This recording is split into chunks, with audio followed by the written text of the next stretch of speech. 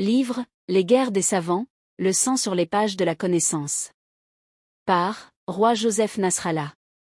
Et si je vous disais qu'Isaac Newton, cet esprit qui a expliqué l'univers, a passé des années de sa vie dans une guerre acharnée contre un autre savant, non pas parce que l'un d'eux avait tort, mais parce que le ciel n'était pas assez vaste pour deux noms à la fois? Et si je vous disais que Rosalind Franklin a découvert la forme même de la vie, la structure de l'ADN, et que sa gloire lui a été volée en plein jour, dans un silence institutionnel parfaitement organisé? Et que Nikola Tesla, l'homme qui a illuminé le monde avec l'électricité, est mort pauvre et seul dans une chambre d'hôtel abandonnée, tandis que son rival récoltait richesse et honneur? Les guerres des scientifiques n'est pas un livre sur les découvertes. C'est un livre sur le prix humain des découvertes. Sur la jalousie qui habite les laboratoires. Sur les idéologies qui emprisonnent les scientifiques et parfois les tuent. Sur les systèmes qui transforment la recherche de la vérité en duel sanglant pour le prestige et la survie. Ce livre pose une question troublante qui reste dans l'esprit. Comment sont-ils arrivés à la découverte, et sur les crânes de qui ont-ils gravi les marches? Les 5 idées principales. 1. Les scientifiques sont humains, et la gloire peut être un poison mortel.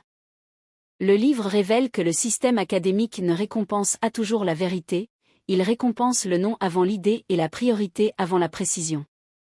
Les guerres entre Isaac Newton et Gottfried Wilhelm Leibniz, ou entre Thomas Edison et Nikola Tesla, n'ont pas été déclenchées par des idées fausses mais par la peur de l'oubli.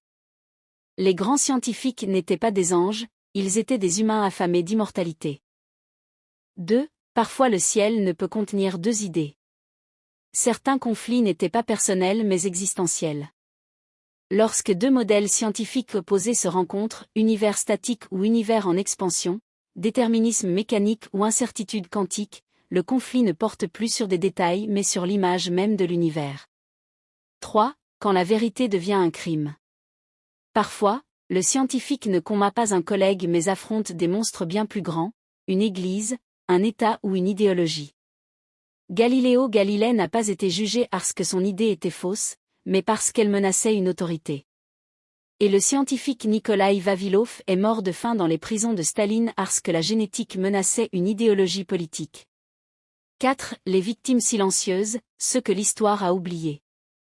Le livre remet en lumière ceux qui ont été ensevelis sous l'histoire écrite par les vainqueurs. Rosalind Franklin et Nikola Tesla en sont des exemples frappants. 5. Les guerres scientifiques ne sont pas terminées, elles ont simplement changé de forme.